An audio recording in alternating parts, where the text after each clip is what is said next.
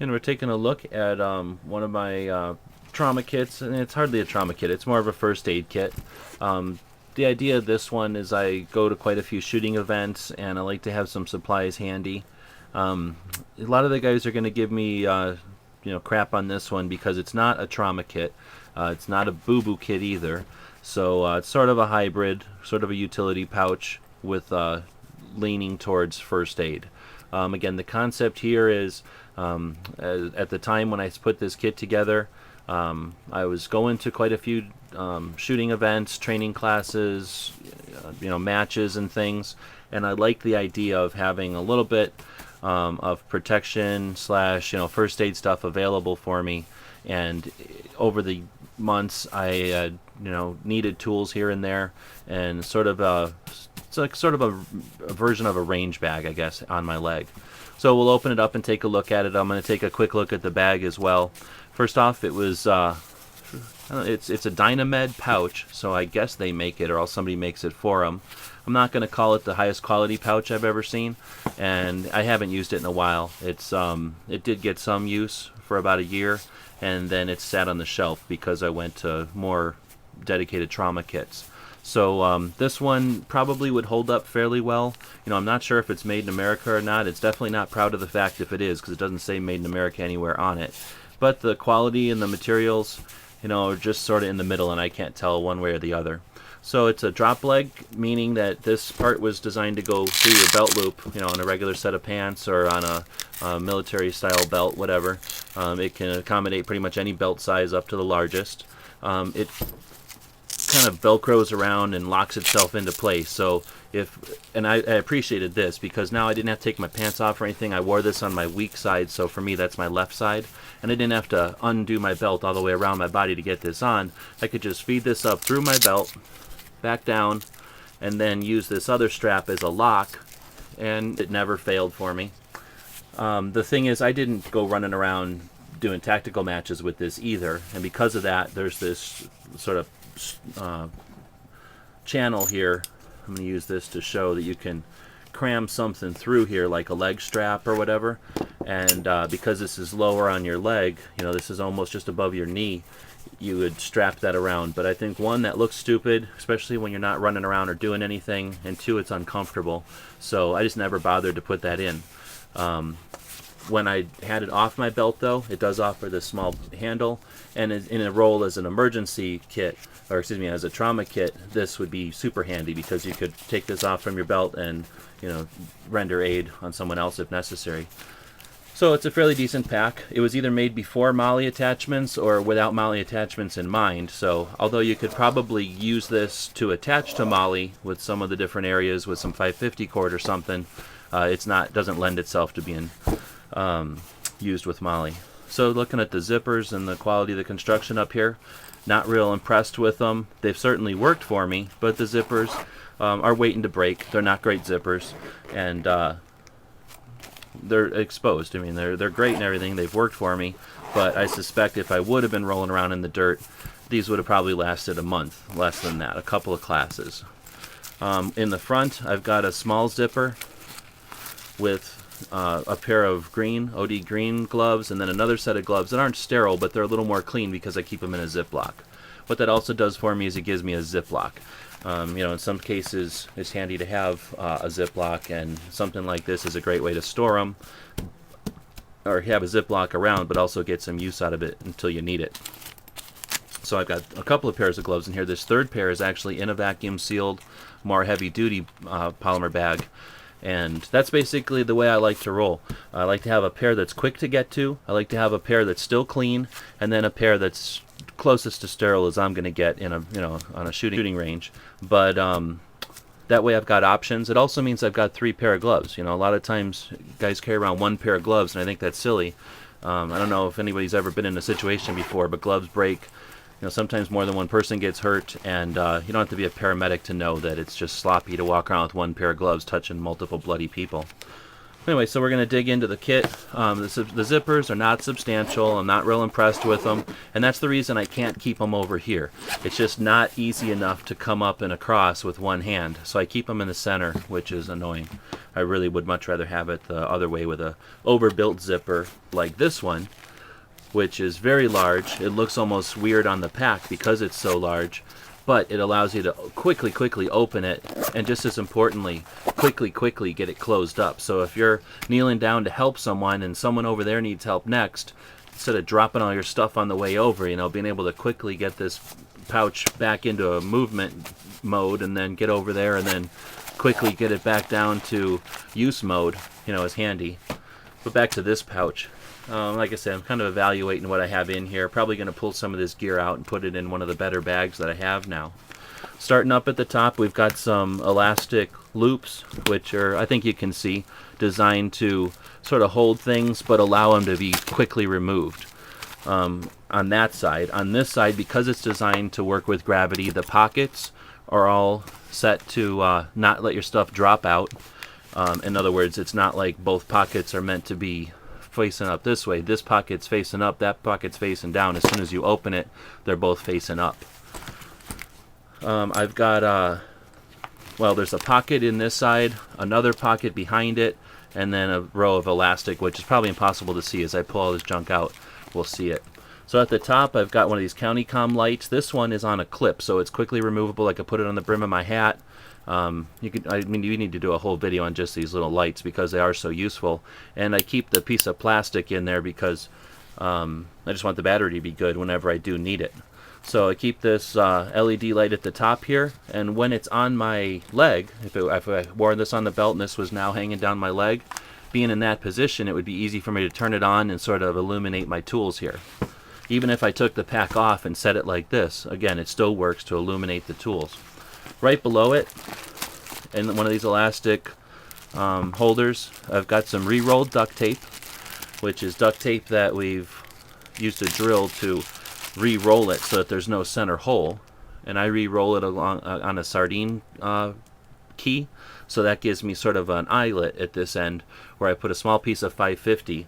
If I want to retain it to something or tether it to a pouch, if I want to use a grim lock to quickly hold it to a pack or something, I can do so. I've got some substantial, decent OD green duct tape here that's still ready to go, but it's in a lot smaller type of container than it would be if I had just crushed a roll of duct tape, which is what we used to do when I was a kid. We would just crush the roll and have an oval shape, well, like I did here with this medical tape. Just crush the roll. But imagine if I would have done that with the duct tape, I would have been wasting a bunch of time with a bunch of cardboard. In the same little Ziploc, I've got an old camouflage piece of gauze that I just needed to fill space between these two rolls of tape, and it worked out for me. And of course, being, having some roll as a first aid kit, you can never have enough gauze in a first aid kit. Next, the one I first pulled out here, as I mentioned in some other videos, this is some military surplus non-sterile 4 or 6 inch gauze that I got real cheap on the internet one time. So I keep them in as many packs as I can. A good padding, a good for wrapping, just good general purpose first aid type of material. So those are on the top, and normally you see this front part has been scavenged already. When I first started the video, I used to have a tourniquet in there because, of course, the first thing you're going to need is a tourniquet. At least a lot of times the first thing, the things you're going to need quickest access to would be a tourniquet. So I tried to keep that at the top, and then some gauze, and then some other stuff. So not that I kept this like airway breathing circulation like typical first aid. I just figured on a range, we're probably not going to get so many heart attacks as we are trauma with bleeding. So looking down into the pouch, if I was looking down my leg, this is pretty much the view I would see. I have all my tools on the outside, and they're all retained fairly well. And then I've got some first aid materials on the inside. On this big inside pocket, I have a piece of Celox, or a Celox bandage. Behind that, I have another piece of, I think Swiss or Sweden or somebody's military surplus bandage. And I haven't opened one of these yet, so I'm not totally sure, but I suspect it's either a giant pad or something that might be good on an abdominal wound, or I feel maybe just to clean an area. But anyway, it's very well protected. It's in a very heavy-duty OD green packaging. So although there's no expiration date, that at least an expiration date I can read, still seems very, very secure. It reminds me of World War II stuff that was, very overbuilt, built to go through hell and back.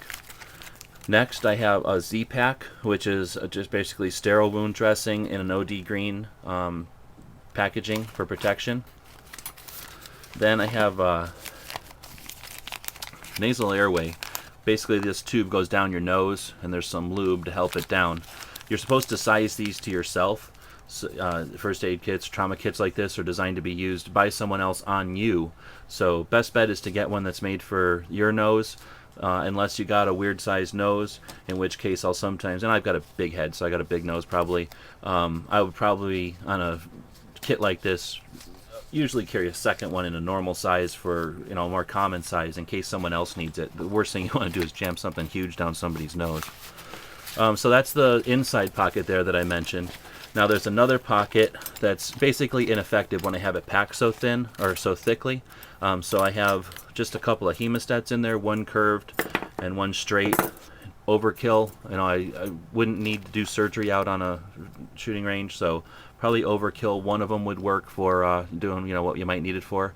I kept a small mirror and this little thing. I got this at a dollar store actually, mostly for the mirror, but having a nice non-metal little pry thing can't hurt, so I didn't break it in half. In other words, I kept the whole thing long. I also wanted the length. I figured for this, if I hurt my foot or something and I want to be able to treat myself, having a mirror is not the worst thing in the world. I guess it's potentially a signal device. I've got a set of Ammonia Inhalant. This is for waking people up. I honestly didn't even know this was in here. Maybe it was in here when I got it and I didn't even realize. Just wanted to see if it still works. It still seems like it works, so we're not going to leave that in there though. It's too fragile. That would be something I'd put in a very large first aid kit. I have a couple of these pick things for cleaning your teeth, and I suspect I got these in some kit or some sort of a hotel or something, but I felt it was handy to have them in here. Not so much for picking my teeth. Of course, if there's a cute girl shooting, you never know. But mostly it's just to have a kind of a clean pick that if someone wanted to borrow something, I'm not giving them. The next thing in the pile here is my metal pick. So I've got a decent set of EMT shears. These are a smaller set. Debatable whether or not I'm going to stick with the small set or not. The reason I have them in there is because they are a good quality one. Very rarely do you come across a decent set, and these are autoclavable, in other words reusable, and I suspect these cost me a couple more than the $5 they normally cost. So because they're so high quality, I keep them in here, but they might be a little too small for the jeans and different gear that guys are wearing these days to shooting events. Next, I've got the a Surefire G2 in here. Now this one is an LED, is not an LED, and I really don't like the regular bulbs anymore. So probably gonna at least swap the head out on this, but I've got so many of these G2s, more than likely this one will just get a yellow one with an LED head right away. I've got a set of pliers or tweezers in here. Overkill, useless, I've never needed them. I just thought they might be handy and turned out they never were necessary, so I'm probably going to pull those. It's got a plastic set of tweezers which I'll keep, much lighter weight, just as effective. These actually come out of this stitch removal type of little kit, and I don't know how many times you guys get stitches, but every time I get stitches I try to keep the leftovers because obviously I could care less. I'll clean this off and it'll work fine for me, but these work great for pulling thorns or cactus stickers out of you. And then I've got a glow stick, and it's all puffy, so I suspect that means that it hasn't lost its foil seal. But as I mentioned in some other videos, I'm not totally sold on glow sticks right now, especially in a first aid kit. As a signal device, sure, but as a light source, I think I'd rather carry something LED. So that's a quick look at this Dynamed pouch. I guess it's not a quite so quick look, but here's an overview of this Dynamed pouch. I guess lastly, there's some clips on here, and not even sure what those are for, probably for tape or something. But what I ended up using them for is just two more of these CountyComm LEDs. I have a red one and a blue one, and I felt for signaling or something that might be handy. And then I have a handcuff key, and I'm not sure why I have that on there. Never even carried handcuffs, but maybe I just stuck it on there and didn't realize it one time when I was playing around. But I'll probably remove that too. Not that it weighs much, but there's just no point. What's the point of losing it? I might as well keep it in a drawer with the handcuffs or something. So that's the Dynamed kit. It's a good size kit. It's basically the same size as most trauma kits these days. It's basically, if this was PALS, I suspect it would be 3 columns by 3 or 4 comes high. But it's a drop leg. I'm going to probably not reassemble this kit because it would, well, maybe I'll put the stuff back in here, but I'll be thinking about reorganizing this kit into a better quality pouch. And that's a more useful pouch for me. Again, I don't wear the drop leg too much anymore, so it just doesn't get used very much. The gear still is good, so you know, we'll use that in other kits. Figured I would comment a little bit on the contents of this kit. As you saw, the way I had them laid out, the tourniquet and then gauze at the top, other bleeding control measures in this main pocket, and then a lot of tools up front. I don't think it was a bad kit. I think it was a little bit too much stuff as far as the tools go, but as far as the first aid materials, really just lacking a tourniquet. We're still debating, at least I'm still researching which is the best tourniquet out there.